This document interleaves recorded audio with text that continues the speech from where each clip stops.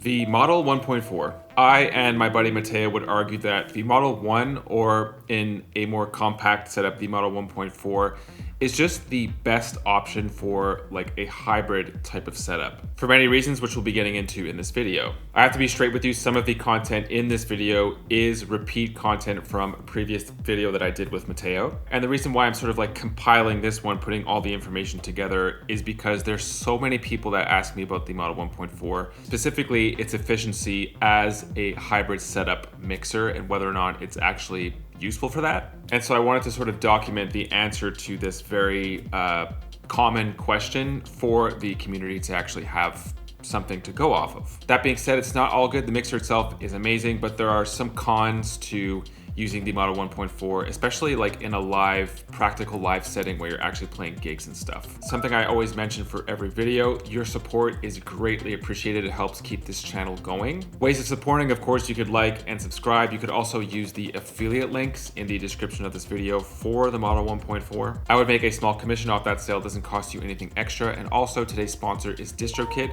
They are the #1 music distribution platform for independent artists. I've been using them for years now, and we'll be getting into reasons why they're great later in this video. We're gonna start with my buddy Mateo, who is a professional performing electronic artist here in Montreal, explaining reasons why the Model 1, which he owns, as well as the Model 1.4 are just perfect for hybrid setups. One thing that's worth talking about is actually how perfect this mixer is to do this kind of thing. Right. Both from the way the filters work rather than having EQ, also having this DB25 connector Yes. in out. Yeah. So when I play on my own mixer, which has the extra channels, I actually use the DB25 from my sound card into. So the three of them, it's really 3 wires, plug the sound card into the laptop and the controller, and then the drum machine or whatever into the mixer. And it's a lot more portable than literally each of these is replacing 4 stereo cables, so like 24 cables otherwise if I didn't have this. Yeah, so it's ridiculous. I'm assuming that you've played with other mixers over the years and whatever. Yeah. This is going to sound really cheesy. So what is it about the Model 1 that you have, or the Model 1.4, that makes you play differently? The main one is actually the filters. That is the genius of this. One of my first regular gigs in Montreal was at a nightclub called Area, and they had an Allen and Heath V6. The V6 was designed by the same designer who collaborated with Richie Houghton on the Model 4. Okay. And what that was a sort of more old school mixer, 6 channels, rotary knobs, kind of like the classic house mixer, except instead of an EQ, each channel had a high pass filter. Learning how to play a lot on that mixer really informed the way I mix. The thing with like a fader is that it's good for rapid cuts and things like that. But a rotary mixer lets you do really gradual, precise movements. And having the same thing with the high pass filter on each channel meant that you can really hone in on how much bass of each track is playing. So rather than just cutting, doing the EQ thing back and forth, and what it allows you to do is transition so precisely and smoothly from one track to another. There are very few mixers that have filters like that. And so when this came out with that and the low pass, it was just this is exactly what I need. Because otherwise, I was doing that kind of thing in Ableton, using a MIDI controller, which is great. But then it's not the same, you have to run everything into the laptop or perform exclusively on the laptop. Yeah. And this allows you, it's designed for hands. And it's just, it's very... It's a performance instrument. Yeah, that's what I love about it. Exactly. And it's a performance instrument that was designed to work the way I want a mixer to work. Yeah. It's the 2 stereo auxiliary buses and the third one, which then adds another layer. Having a master filter on top of all of that, it's just it's perfect. And it's the kind of thing, you're paying a lot more for a little bit of gain, but then when it's it also sounds really good too, which is a big part of what you're paying for. I haven't even gotten to that yet, but yes. Let's actually get into that. And so just right off the bat, the number one thing we're going to look at is the analog drive, these little knobs right here. So this is just the drums. That's with the analog drive. Without, with. I will say though that if your bass is very low, it seems to be okay with this bass, but if it's too low, if there's like too much low subby frequencies, this drive will sort of distort. So that's one thing to be aware of. With the drums, let's add a filter to this.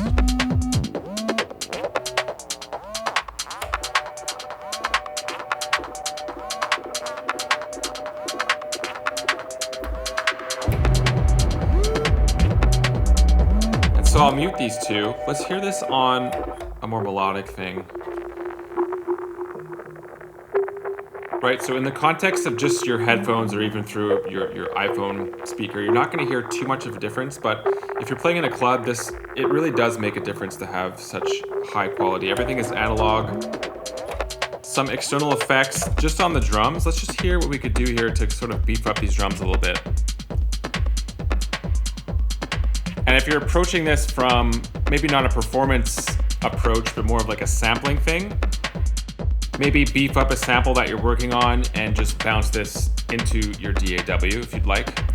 Add some different flavors here.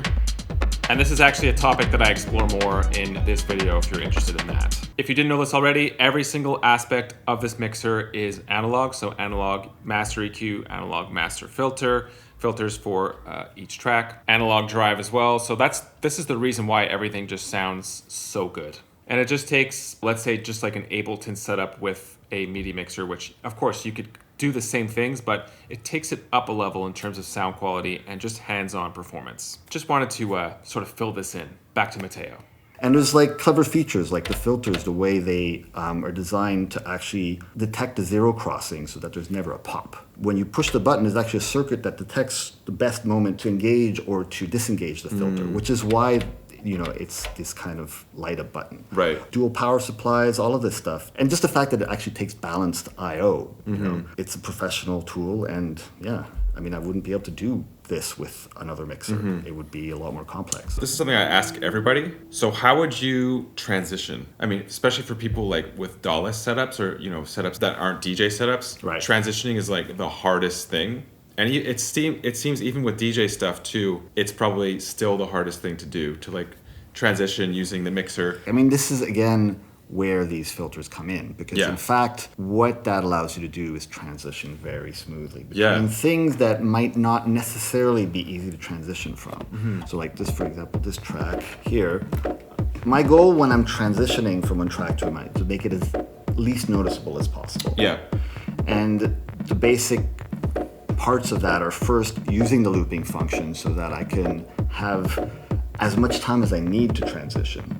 And then using the filters to blend it very smoothly. So, for example, the beginning of this track doesn't have any drums, so I can just layer it on top, Bring in the bass line of the other track. So, at this point, nothing is clashing. Yeah. I've got just drums, just bass. You could easily think they're part of the same track. And then, as I see the bass on the new track the kick on the new track is coming in, shortly I'll just filter out the first one. Okay, So obviously that's something you have to know, that you have to know the track and be prepared for that, obviously. Yeah, it definitely helps to know the track, but also Traktor does, the kind of waveform display makes it quite obvious which parts have drums or not. Right.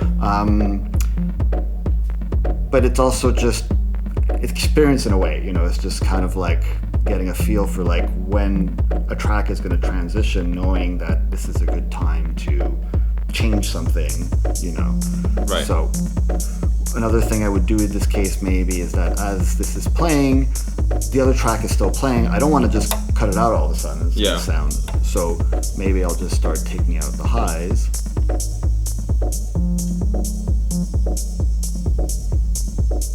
Add some effects.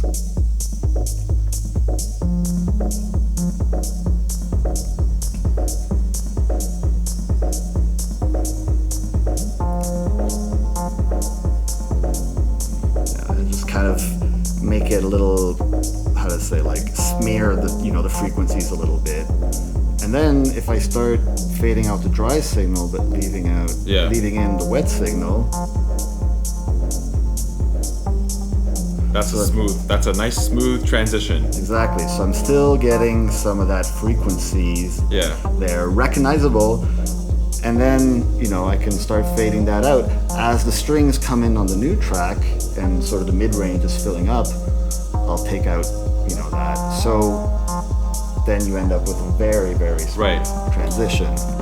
If I'm playing 4 decks, then maybe this drum loop, I might leave it for like 20 minutes, just going on constantly. Yeah. Because that kind of glues everything together. Yeah. Because as long as that is constant, if I'm changing the other tracks, I could have actually very different things, but that one drum loop running through everything will tie everything together. Right. So you'll get there's a sense of continuity through there. It's not all good though. There's actually one pretty significant con about the Model 1 or Model 1.4. Before getting into that though, let's talk about today's sponsor, DistroKid. They are the best music distribution platform for independent artists and producers, much like myself. And here's a few reasons why they're great. In terms of what's new, they recently released a smartphone app, which makes checking your important DistroKid stats easy and accessible. The app is now available on Android through the Play Store. Essentially everything that you've been able to do on the DistroKid desktop app, you're now able to do through your smartphone. In fact, here's a list of key features that the app offers you. You might want to pause it now if you want to check them out. In today's day and age, we all know how many hats we have to wear as artists and producers. It can just be a lot. So write the music, produce the music. Then you've got to create content to promote it a few weeks before it's released. Then you've got to continue creating content after it's been released to promote it. It's a lot, and I'm not saying that DistroKid does all of this work for you, but they do make it a lot easier for us with the free promotional tools that they offer. The one I use most is Hyperfollow. It's essentially a free landing page or link tree. It's super clean. You could link maybe your latest video, your latest single, other important links you'd like to lead people to. I also use promo cards whenever I release a single. Just select the single that you would like to promote and it'll auto-generate a few different options for you to choose from. Go with DistroKid. It's just over $20 a year to release unlimited music to all major streaming platforms. You keep 100% of your streaming royalties. So many other tools that they offer for someone who's independent. They're made for us. And there is a discount linked in the description of this video if you would like to join. All right, so a few reasons why the Model 1 or Model 1.4 might not be the best choice for a hybrid or live DJ setup. And it's nothing like technical about the unit itself. Personally, I find that there's not really much that you could criticize about that. And also the information I'm about to give you, I'm giving credit to Serco, who is dope. Go check out his channel as well. He has a lot of DJ experience, and so he's the one that pointed this out. The fact that it's a hassle to lug this thing around as a DJ. If you're stepping into the DJ hybrid, AKA like the DJ circuit world, 1000%, you're never gonna find a Model 1 or Model 1.4 like as a standard at a venue or an event. You're much more likely to find something from Pioneer. It's obviously like the DJ standard. And so if you're stubborn like me and you really want to include the Model 1 or Model 1.4 as part of your setup, then of course you could lug this thing around, but it's just like that much more of a hassle to first of all, lug it around, maybe travel with it, and then also to find the space on stage, like if you're doing like a DJ lineup sort of thing or any sort of lineup. It's just a lot more of a hassle, and obviously it really depends on the scene or community that you're looking to be a part of. If you lean more on like the DAWless or like more hardware electronic music gear side, then maybe it would make sense to use the Model 1.4 just because it's like more part of that world. It's more accepted. Everyone else is bringing their hardware as well, and it's accepted that your setup might take up a bit more space. But based on the discussion that I had with Serco, it might just be more trouble than it's worth to bring this into like the DJ circuit. It might be a more wise choice to just own the thing that's standard so that when you show up to your gig, you already know how to use it and there's no trouble there. So that's for sure something to consider. I'm assuming that a lot of people that are more into the DJ circuit spectrum, that was the deal breaker to not purchase the Model 1.4 or Model 1. And I think that's enough information for today. Thank you so much for watching. Hopefully this helped you out in some way, your discoveries of the Model 1.4. Like and subscribe if you haven't already, and hope to see you soon.